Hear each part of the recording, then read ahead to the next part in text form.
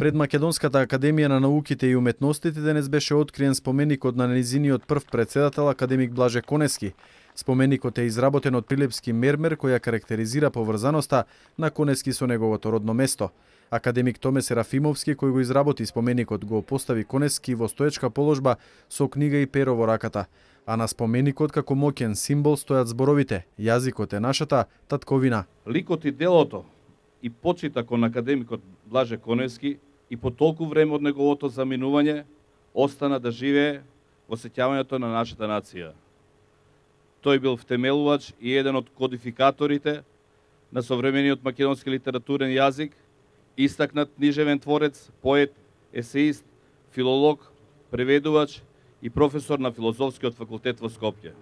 За научниот придонес и за уметничкиот придонес на Блаже Конески, вклучувајќи ја и кодификацијата на македонскиот литературен јазик, е зборувано и пишувано многу од бројни домашни и светски автори кои што се далеку покомпетентни од мене во тие области.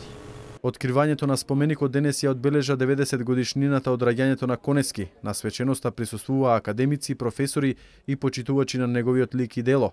Петре М. Андреевски пред многу години рече: "Дај Боже барем на секои 100 години да се раѓа по еден Блаже Конески." Памтеникот пред Ману ќе остане како спомен за името и како сведок на значењето на сите дела кои Конески како богато наследство и ги остави на Македонија.